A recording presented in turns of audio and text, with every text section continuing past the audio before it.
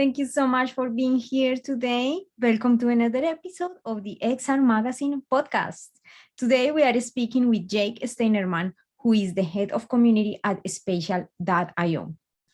Jake is currently leading a community of thousands of designers, creators, architects, artists, as well as a vast network of partners, all with the intention of building the metaverse of culture.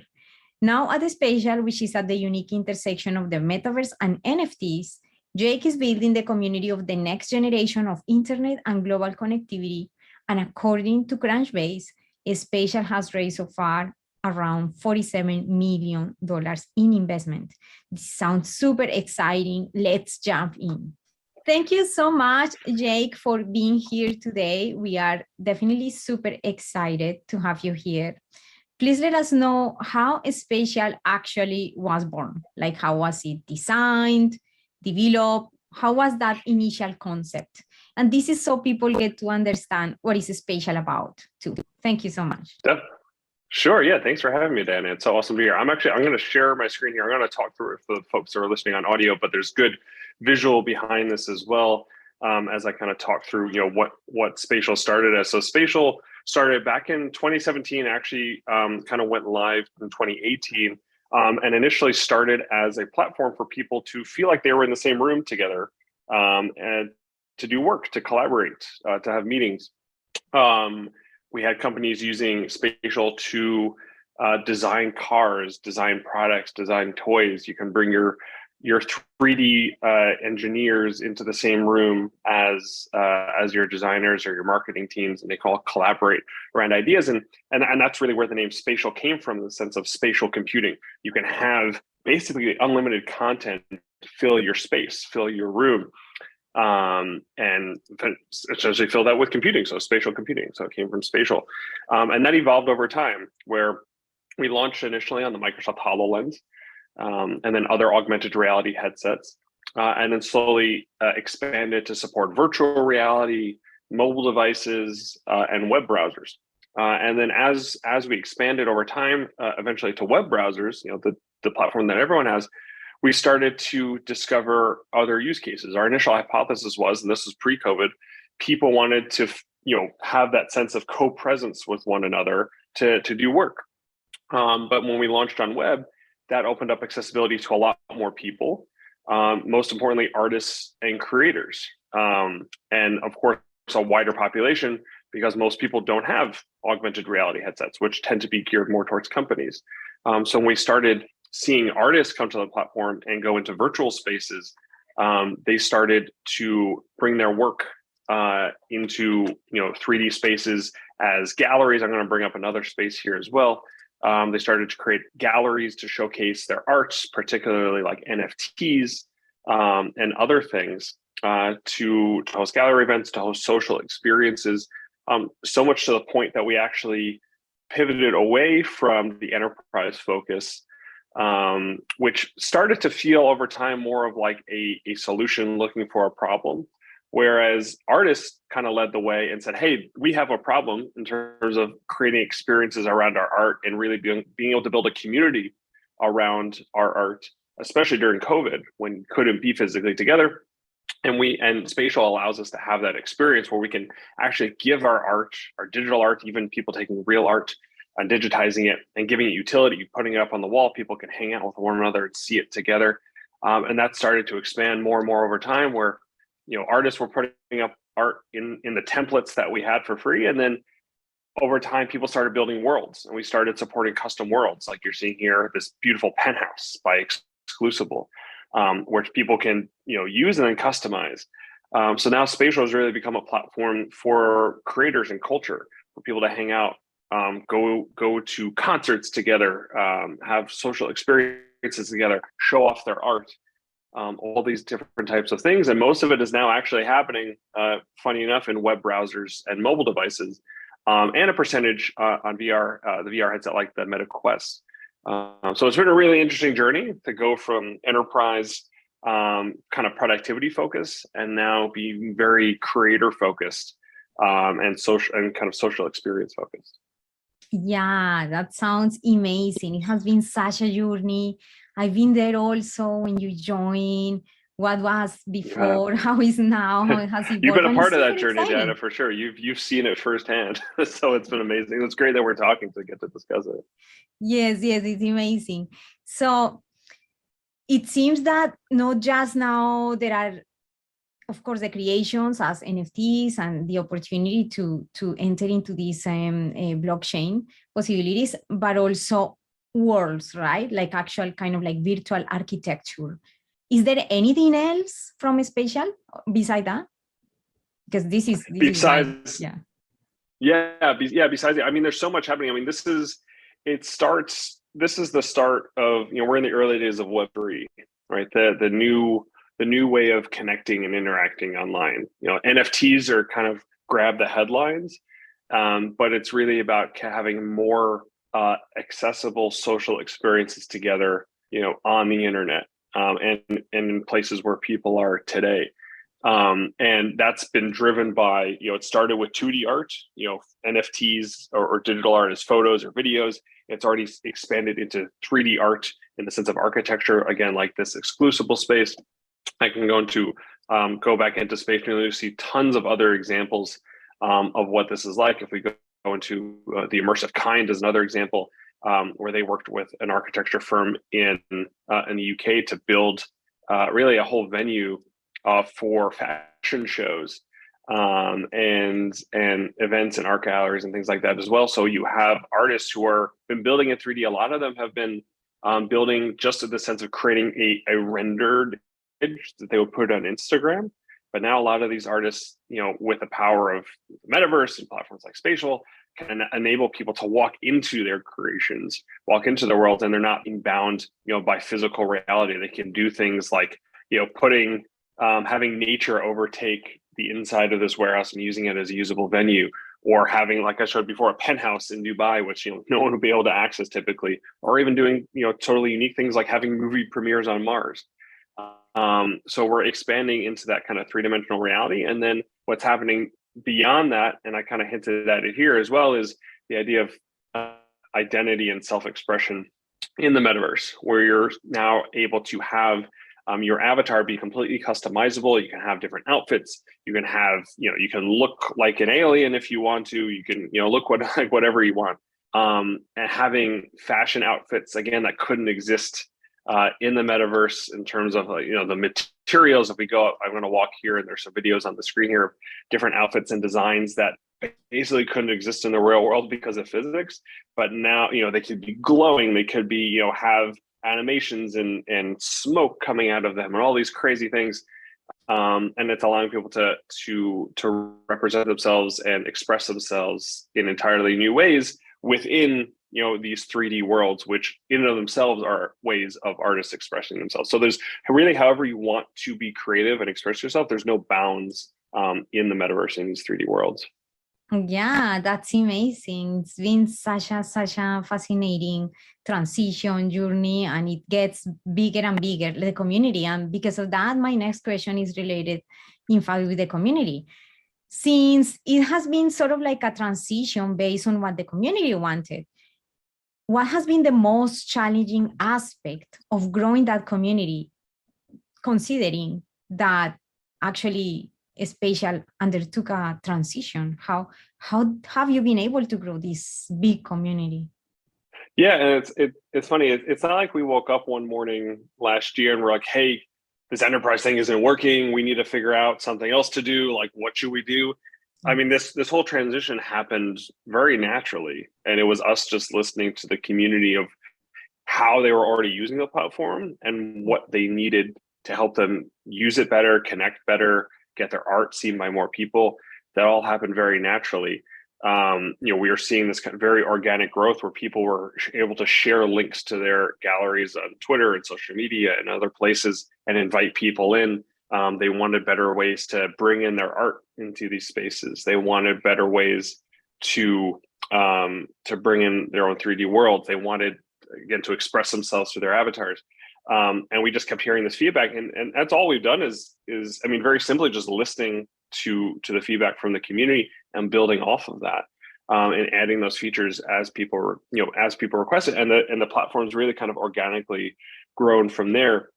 I mean, I think, the challenges for us, I think, are very new challenges in general when we're moving into Web3, is trying to build a platform and a community that's safe and accessible for everyone. And how can we learn from the past, learn from Web2, and build you could call it a new internet, you can call it whatever you want, but build this kind of next generation of human connectivity in a way that's safe for your mental health, that's safe for your physical health, that's responsible, and that's useful and fun ultimately, right?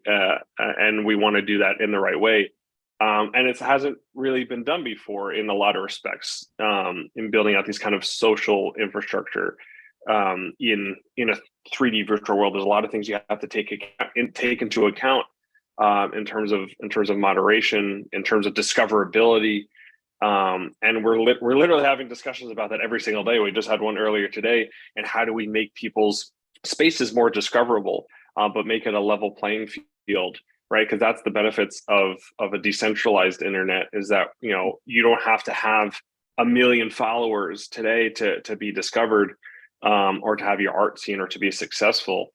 So how do we build the right tools in there that are fair, and that are understandable and make sense, and that we communicate that well to the community.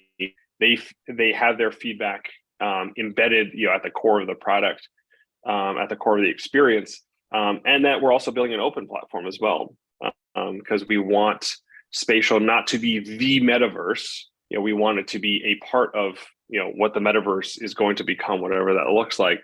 So building a platform that's open and accessible, so you can come to Spatial to have a good experience. Obviously, we want you to spend a lot of time there and enjoy having a good time there, but we also want you to have the freedom to go to other places. If you want to go to Roblox to play a game, or Fortnite to do something else, or Decentraland, or these other platforms.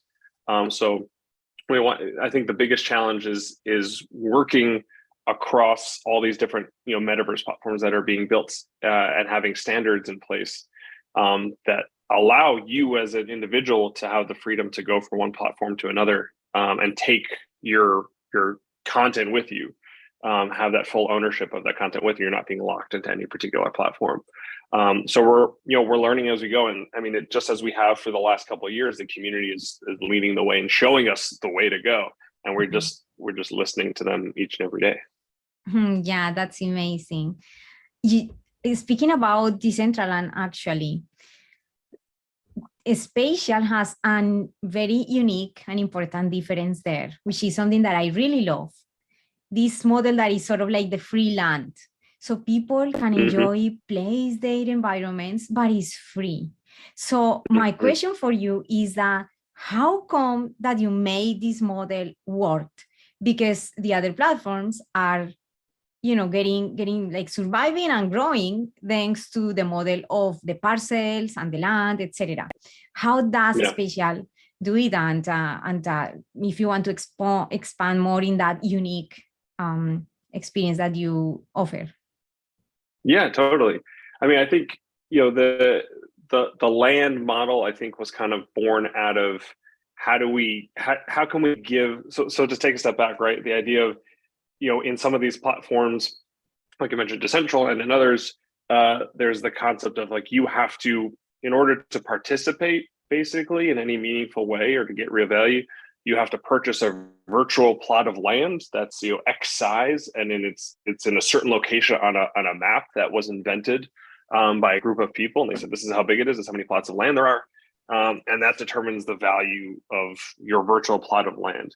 I mean, I think that's not really the right approach. It helps determine some sort of value, right? In a very specific way. But when we're talking about virtual land and virtual real estate, ultimately Web3, right? Get to back to the point of how do we make Web3 accessible? Like if you want mom and pop shops and you're just an artist who just cares about the art that they're making, not how to get in and get in the door, having this whole concept of needing a cryptocurrency wallet and having to buy land, and it's really expensive. Like there's all these barriers to entry just to get in the door, which is very discouraging to people, and it's not the path forward to getting people onto Web3, this new next generation of human connectivity. At the same time, we really believe in an open and accessible metaverse, which basically means not having land fees. The concept that the location and size of pixels determines how much something is worth doesn't really, when you actually think about it, doesn't really make a lot of sense. Considering in the virtual world, I can make a 3D building in Blender or any other tool.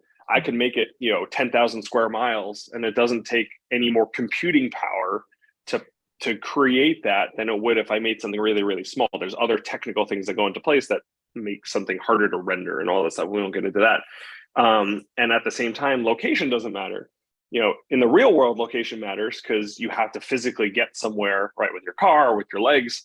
So, if my house is next to, the cool bar in town, it's going to be worth a lot, or it's next to Central Park in New York City, like that's going to have a lot of value because of where it's physically located, because it takes effort to get to that location.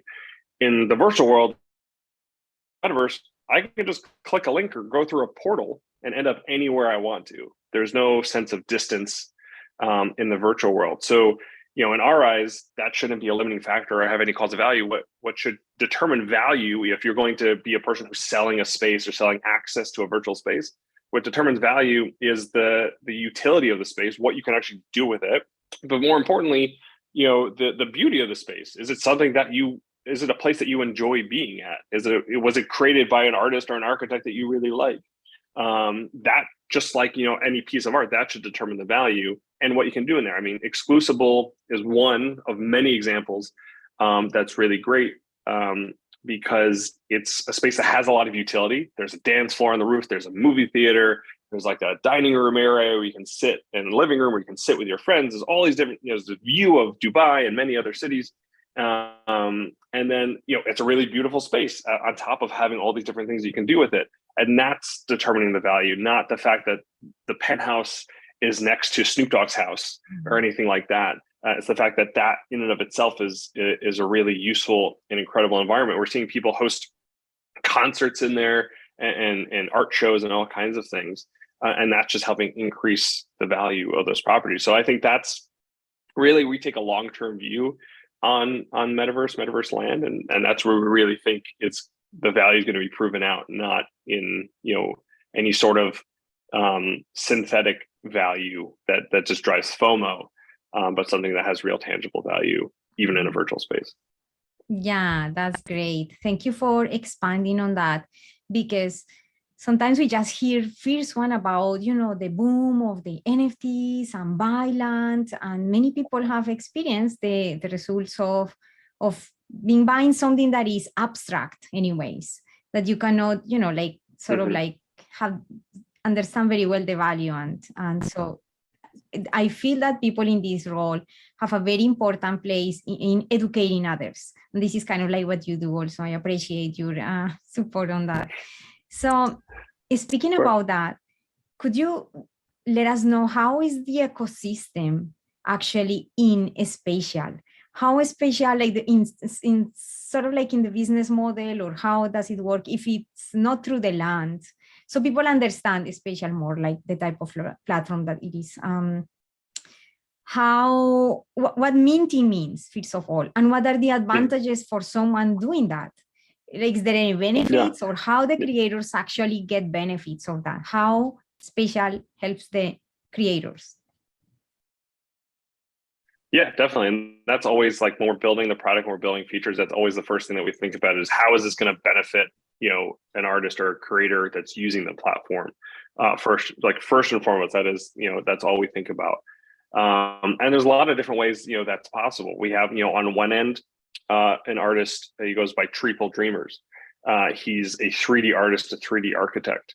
And he's an incredible builder, builds incredible worlds and spaces, and then mints them as NFTs. And what that basically means is he, publishes it to the blockchain, and it has, the kind of virtual stamp of authenticity, that this is a space that was created by Treeple. This is an authentic space, and then it allows them to create, a limited edition of them. So there's only, say 10 editions of this beautiful movie theater that he built, and that helps drive the value. There's only 10 of these, right? And that's where the power of NFTs really comes in, is in that concept of scarcity.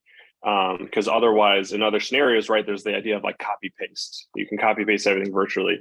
But with NFTs, it gives it a more authentic backbone of like, no, there's only like real 10, authentic copies of this item. So, in Treeple's case, he builds these incredible worlds, and then he's able to sell a limited quantity of them and essentially drive up the value of those of those properties. And then people have real tangible value out of those spaces. So that's kind of on the NFT front, people doing that. More on the like NFT artist front. So we have people that are creating galleries on Spatial, art galleries on Spatial, and decorating their worlds in Spatial. And through our platform, they can connect their cryptocurrency wallet, which basically is anything that they own or have created as artists, they can instantly pull in from the blockchain and display in their virtual worlds, and then invite people in to look at that art, to experience it, and then buy it right out of the gallery. So just like you would go into an art gallery, you walk down the street, go downtown, go to a beautiful art gallery, and you want to meet the artist and talk to them, get a sense for the inspiration behind the art, and then hopefully buy the piece as your own. You can do that all within the space.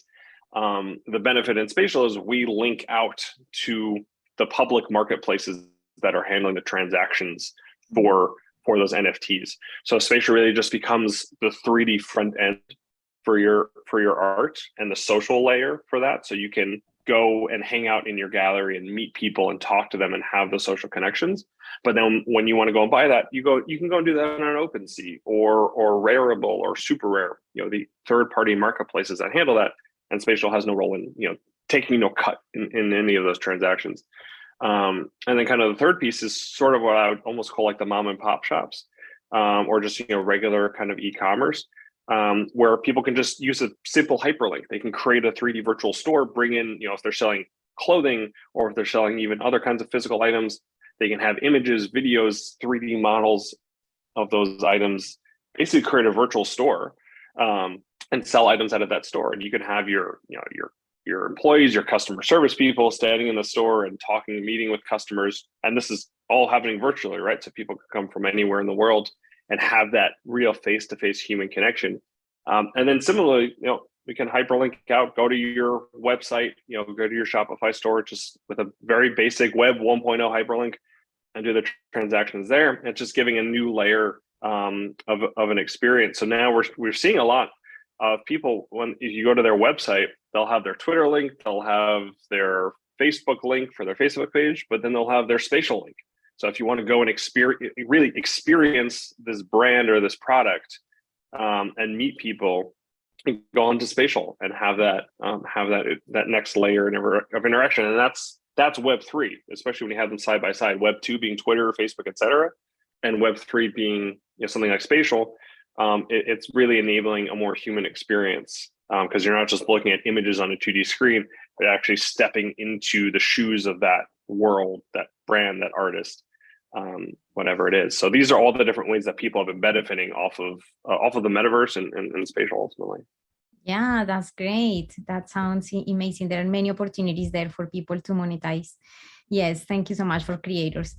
So if somebody is a virtual architect, for example, is right now a certain group of architects or anybody who is listening could go and try and put their art, because in the community there is people that are like XR artists. So how does it work? Yes. So I mean, the benefit of platforms like Spatial is that, again, we're open in terms of the platforms and the file types and things that we support. So there's nothing to really learn with Spatial so much, in terms of how do you build. We have our best practices and recommendations because we run across platform. These are the file types and the specifications, as an architect, that you should keep in mind, because it's going to run on, could run on a 10-year-old Android phone. It could run on a Chromebook, also a VR headset. So we have our best practices, but build what you want to build in tools you already know, like 3ds Max, Maya, Blender, etc. And then export in a common format and drop that into Spatial. There are, of course, things to keep in mind or new things to learn, right? Because you're not building 3D worlds just to render an image and post that image, right? These are worlds that people need to step into and experience, and we're rendering them in real time. So for all those even deeper level, best practices and tips and tricks, our community is really built for that. It's a community of practice, a community of learning. So if you come to Spatial's community, you can learn from other artists that are sharing those tips, like Triple. We have our friends at M2 Studios, Creative Owls, who's building a community in the Polygon blockchain world. All these people who are willing to share their learnings. I mean, Triple literally creates tutorial videos. If you look him up on YouTube, he creates tutorial videos on a regular basis, teaching people how to build, how to do things like bake lights in 3D models, or add seat hotspots, so people can sit in a seat in Spatial, and all these other things. Our community, which is on Discord, is really the best place to learn, not just for Spatial. Obviously, we want you to come to Spatial, but just how to learn, to build for Web3. That's what we want our community to be focused on, is just learning from each other and how to build in this new world. Mm-hmm. Thank you so much. Are the plans of Spatial to sell their own NFTs, or more of a model of a plan of affiliate business where you get a cut of the art, or what is looking forward for Spatial? Oh, I think we cut off there. Oh, there we go. Sorry, my internet cut out there for a second. Yeah, so for our model, we're still exploring what that will look like. I think we're, in the next 6 to 12 months, we're moving towards more of a marketplace model where other artists and creators can put up their work in a more public marketplace and sell their work, versus, Spatial, we're really focused on building a great platform that other people can build on top of, versus us selling our own. We've done some of our own NFT drops with incredible artists in the past, like earlier this year. But what we found was artists themselves, there's a lot more, giving them a lot more power can be a lot more valuable really to them than us necessarily pushing our own, or ones that we've done some collaborations with specific artists. I think enabling artists to really build their own businesses on top of the metaverse, whether that's selling content that goes in the metaverse, art that goes up on your virtual wall, or virtual buildings and stuff like that, or even other types of commerce, in these virtual spaces. Something we're launching soon is called token gating. So basically, it's almost like ticketing, but with NFTs. So you can limit access to a specific virtual world to people who own a specific NFT. And that NFT could be something, maybe you're hosting wellness classes inside a virtual space, or ticketing, for a concert or something like that. These are going to be the first ways that people are going to be able to monetize in these virtual worlds. So we want to just enable people to keep layering on top of that. We just build the bottom, we just build the foundation, and you all create, the content that goes in that benefits everyone else. That's super exciting, because actually I have a couple of buildings that I want to put in the marketplace that I've already done in Blender. But it would be super amazing if Spatial would give us that opportunity. Thank you for sharing that. Those are such a great news. And I'm going to be, sharing this with anybody who I can. I mean, when the time comes, but amazing. Yeah. Thank you so much. I just want to close this conversation with a highlight that I want to make about is Jake. Something happened in the past when Jake was getting married, and there was a lady, a beautiful lady, who created a space especially for Jake to celebrate his wedding, like to celebrate him. And Jake was so kind and so humble that approached her, took time with her to talk and to enjoy that beautiful space. That to me says a lot about a person that is humble enough to handle the community in a way that is, I am here, that is not, I'm here and you're there, the community, but we are all building this together. And I really want to highlight this. I want anybody to know the kind of things that you are, or the kind of person that you are. I think that mostly part of this growth in the community is because of you. You have done such a great job. Thank you. Thank you so much for being such a good leader. We really enjoy, all the stuff that you bring to the community and the Spatial in general. So Yeah, I think that Thank you, Diana. that's something that I wanted to close with. Just the connection, the important connection with you, and loving every single thing that happens always with you and with Spatial. Thank you, Dan. Yeah, that means so much. I really appreciate that. And I mean, I want to thank you also. You've been you've been part of the spatial community for so long. You yourself have been a leader. You're part of our original creators program that we launched last year because of everything that you've been doing and leading, all the incredible spaces that you have and events that you've held. I mean, that's what keeps, me and the rest of the spatial team going is seeing people that are so excited and figuring out ways to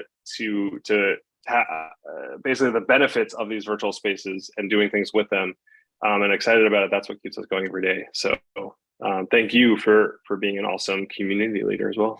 Thank you so much. Is there anything that you wish I had asked you today, Jake? No, I think we covered it pretty well. Those are great questions. So yeah, thank you so much. Okay, thank you so much. And as always, I promote a Far and Wide Circuit Stream, who is a community of an educational institution that helps anybody to learn about XR, VR, AR, MR development. Thank you so much and see you in the next episode. Bye for now.